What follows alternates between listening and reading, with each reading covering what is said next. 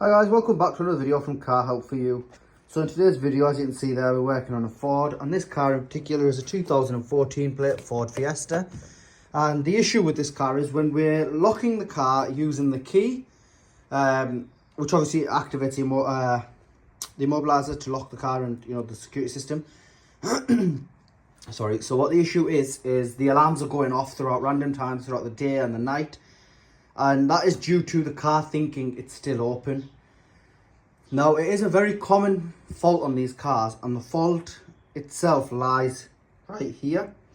It may be in the doors, so you have sensors, so you have switches in the doors. So this is a 4-door, a 5-door.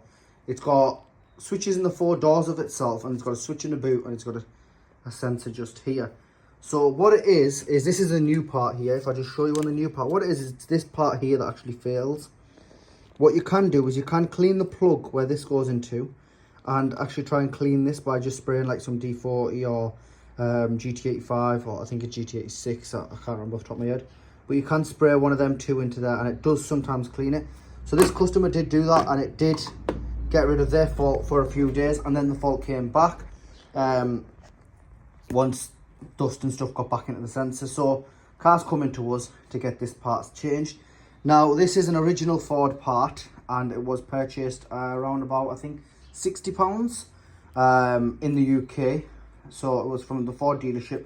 So they're not that expensive, and you'd rather go with an original one than go with a copy one just for the sake of it. If you paid £60, it's worth it. So I'm just going to quickly show you. Okay, so we'll go with what tools you need first to do this job yourself.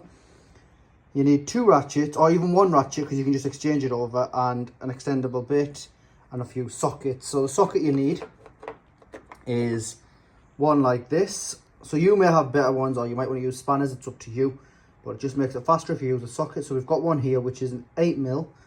We've got an extendable a bit just to make it a bit longer. I've then got this ratchet here. I'm using 2 ratchets, it's just easier. And the bit on top of this one, I believe, is a 10mm. I'll just confirm it. It is a 10mm, yeah. So we've got an 8mm, a 10mm, a ratchet, an extendable bar, and we have here, I believe, a T30. Yes, it's a T30, and that's all you need to do it. So what you do, obviously, you go ahead and you pop your hood up, or your bonnet up, and once you've got your bonnet up, you will find, I've got ours all loose just to make it a bit easier for the video, so you'll find your systems are plugged in. So you'll have one plug here, which is in there. That's the actual problem. And then this is the airbag sensor, which we have already removed. It's over here. So that's your airbag sensor. That will be just there like that, in there, and you just plop it off. You don't have to actually take that off, but we have, just to make life a bit easier. So you pull the 2 plugs off, and the way the plugs come off is there's a little tab here. So as you can see there, that tab moves, so you just push it down and you pull it back a little bit. And the same with the other one. You've then got to take this metal bracket off, which is held in by 3 screws, which look like, where have they gone? Which look like this. So you can get a flathead screwdriver on the, or you can just get a T30 bit in like we did. It makes life a lot easier. So you've got one which is just there, you've got one which is there, and you've got one which is there. Once that's off, you can just move the bracket to the side. Literally as easy as that. You've then got this area here, which you need to expose. Again, ours is all loose, but this is only held in by 2 10mm bolts. So this is actually held in from this side, so you'll have to screw it out from this side. So it's one here and one directly opposite just there. So them 2 will come out, which is, we use ratchet, you can use a spanner, and it literally just comes out as easy as that. If you do decide to take the sensor off that, the sensor is held in by an 8mm nut, looking like that, and the sensor just plops off carefully. It is got a clip which goes into the bracket there. If you do wiggle it a little bit, it just comes out with no pressure at all, really. So once we've got that out, our next step is to just identify if the parts look the same. Can't stress this enough. If you do get a new part, even if it's from a dealer, just double check it that they look the same. So ours do in fact look identical, yeah. So I'm happy with that. I'm going to go ahead and use it, just because some dealers might actually refuse to take the part back on the basis that you've used it and you've checked it or whatever.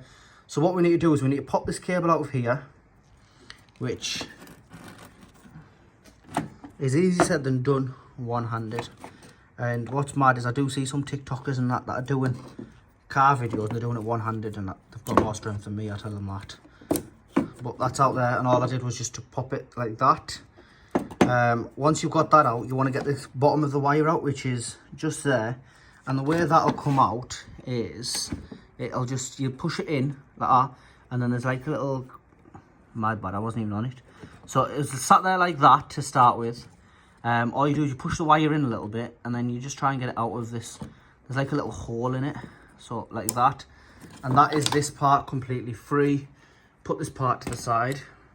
I'll show you on here what I meant by the little hole. It's that hole there, so it goes in that way now, and then it'll tilt this way, which will stop it coming out here. As you can see, it's more narrow there. So I'll go ahead and I'll do that with you on camera. So in there like that, and turn it sideways, and as you can see, that's not coming out now. The only way to realistically get it out would be the way we've just done there.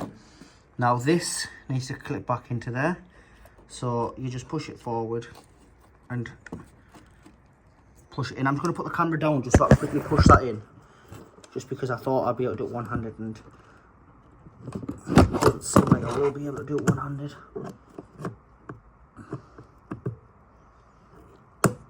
Alright, okay, so the reason I couldn't do it one-handed is, if I show you there, this cable actually goes in a certain way.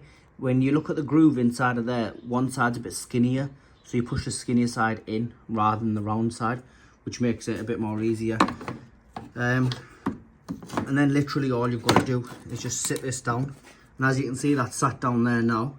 We'll then get the two bolts to tighten it back up. Give it a couple of threads by hand, but this would then operate like that, and that new sensor would go into there. Now if you do unplug the airbag sensor, just like I have, you may get the airbag warning light. Now 9 out of 10 times they don't need a scan tool. You just need to cycle the engine a few times, take it for a few drives, and they do go off. However, you can also disconnect the battery and that will get rid of it for you. If you've got a scan tool to head, you can just go ahead and clear it off the computer. It's just the car knows that it hasn't been done. I'm just going to put the camera down one more time, just so we can tighten this up. So as I was saying, you can just go ahead and take the battery off to clean the cords out, because obviously you've had the airbag sensor off, so the car's going to know that it's there's a problem. Well, it's going to think there's a problem even though there isn't. Now, in order to put this back on, you can use a 10mm spanner, or like I said, we're using a ratchet because it's a lot easier. And this entire job takes around about 15-20 minutes. I would give yourself just a little bit more time, just on the off chance that if you haven't done it before, or you're not too familiar with cars, it just gives yourself a bit of experience. But I definitely recommend doing it yourself. It just saves you, you know, taking a trip down to the dealers or going to a garage, especially when it's something like this. You can just do it yourself with simple tools that you might have lying around at home. If you do get stuck, just drop us a message or a comment, and I will try my best to help you. I am in the process of making an email address for this account, so anyone that wants to discuss anything can contact us directly, and we'll be able to help you. So once we've done that, guys, look, we've got the two 10mm in. We're now going to go ahead and put the bracket on, and the bracket literally just goes on like that. There's 3 screws for the bracket. That fell down, so I'll have to grab that screw out again. What we'll do is we'll put these 2 on here. Unfortunately, we've got a pit down there. Not sure if you can see it. So I don't have a lift, I've just got a pit, which makes things a bit easy but also a bit hard, because that screw now has just gone into the pit since I didn't have the cover on. Unfortunately, I'll have to tighten all this up, get it all put back together. We'll pull the car back out, and then I'll get the bolt for that. But what you do is you just go ahead and do that. I'm just going to quickly show you how the sensor goes back in. The sensor does just clip in there like that. We need this bolt here, just to tighten it.